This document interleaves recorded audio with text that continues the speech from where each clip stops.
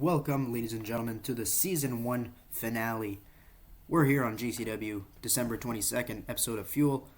It's a little weird that we're doing the season finale on the Fuel and Ignitions after Revolution and not on Revolution itself, but it's because the draft is going to be next week, so I figured it's better to start Season 2 with the draft.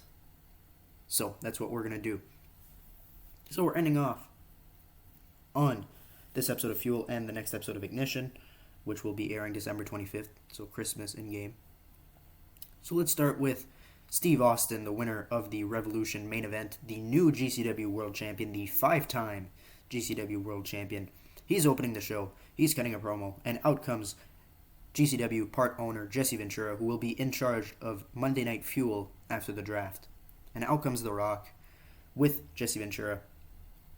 And since the draft is next week, and Steve Austin is touted to be drafted first overall by J.J. Dillon and Ignition, Jesse Ventura, who is the leader of Syndicate, which has now been dissolved, and his chosen champion, The Rock, decide that they want another opportunity at the belt. So, next week, on the draft episode of GCW Fuel, we're going to see Steve Austin defend the GCW World Championship against The Rock one last time on TV.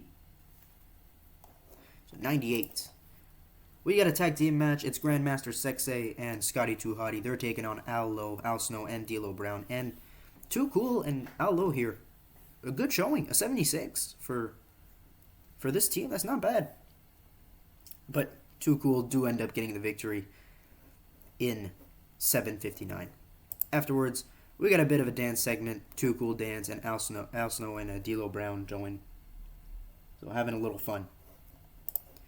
Big Show cuts a promo, and he actually can cut a decent promo. That's good. He talks about turning on his partner Ken Shamrock. He's tired of Shamrock holding him back in GCW.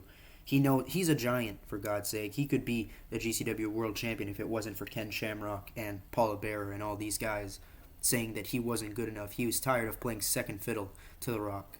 71. Juventud and Chavo. Big match right here. And Juvi gets the win over his former LWO Jefe, his boss. And 84 right here. And Juvi carrying that match for sure. Owen Hart, the new Intercontinental Champion, cuts a backstage promo. And he's just happy that he won the IC belt. Out comes Brian Pillman to cut a promo, and Jericho comes out.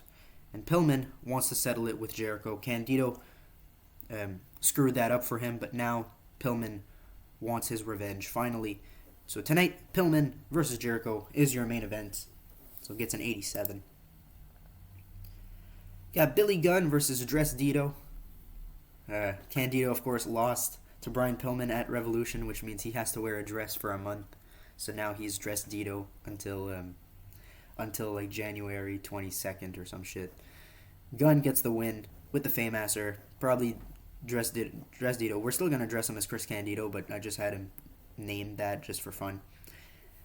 He got caught in his dress, and he was playing around with it, was trying to get it to, not be stuck, and Gunn hit him with the Fameasser. Pins him 1, 2, 3. J.J. Dillon is backstage, and he will announce the draft rules next week on Ignition, just before the draft, which is next Monday. So on Ignition, JJ will open the show with Jesse Ventura to run down the rules of the draft. Undertaker and Kane, the new tag team champions, cut a backstage promo, fresh off their victory over Triple H and Shawn Michaels. And they're just talking about being the tag team champions and, being the best. 92.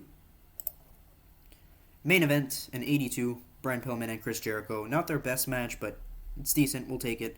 Pillman gets the win with the Air Pillman to end the final episode of Fuel before the draft. Oh, also, the first episode of Season 2 will be Fuel number 150, so I thought, that's nice for the draft episode. And 88, a good episode of Fuel to end off Season 1. 1.5 mil in the bank because of that. Mexico's popularity goes up, Japan, and a little bit in Europe. That was the final Fuel of Season 1. Now we've got an Ignition. We'll be right back with that in just one moment.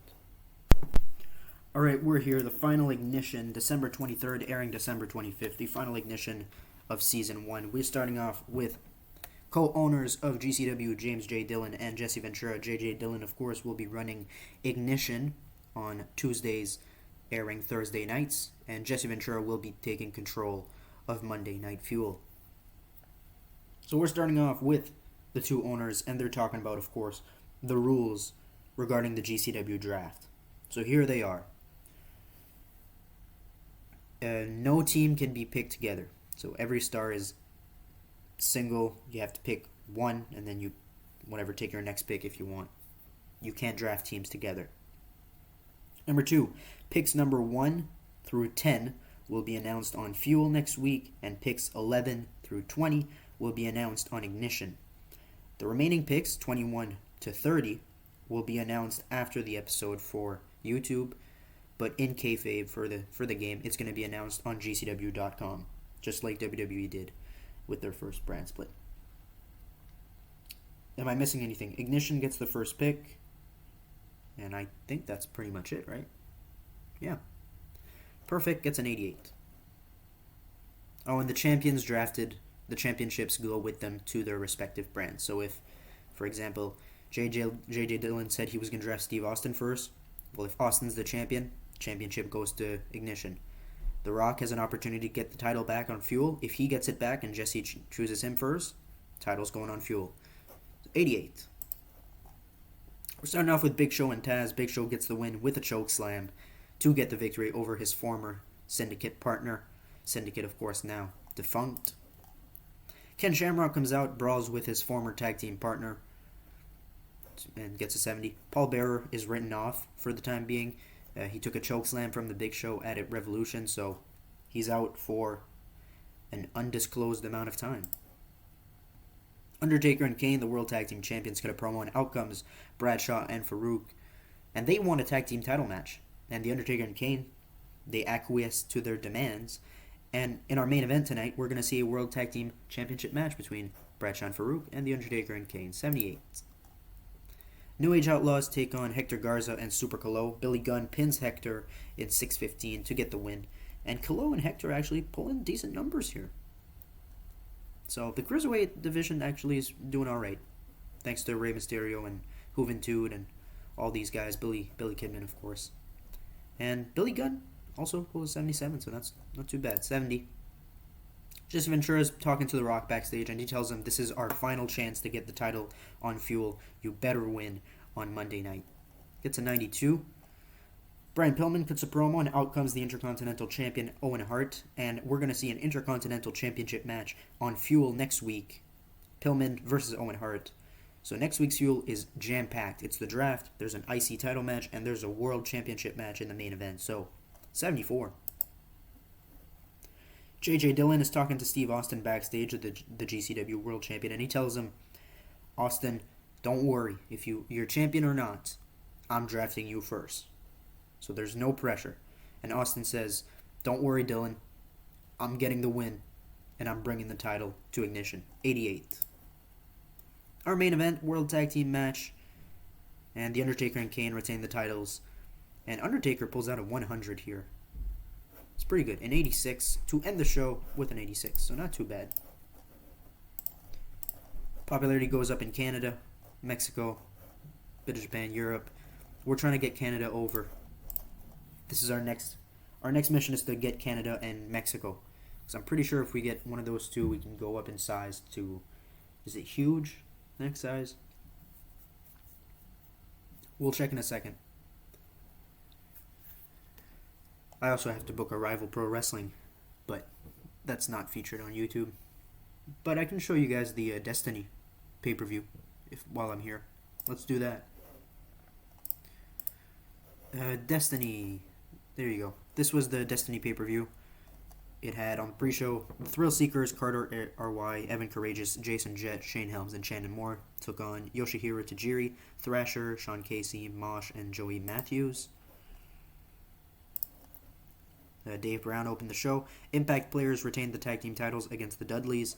Val Venus defeated Exam. Taka defeated Psychosis to retain the Cruiserweight Championship. He won it on this episode of Rival TV, which was on December 10th, but it aired on December 19th. Stevie Ray won a fatal five-way match. Beat Mark Mero, Buff Bagwell, Steven Richards, and Jerry Lynn. Goldberg defeated Rob Van Dam to retain the Rival Pro Television Championship. And Null, Johnny Ace, defeated Disco Inferno to retain the Rival Pro Heavyweight Championship. As I stated previously in videos, the Rival Pro Wrestling roster will not be eligible for the draft. However, some of the wrestlers, 10 from each brand, will be called up. So 20 wrestlers in total from Rival Pro will be called up back to the main roster.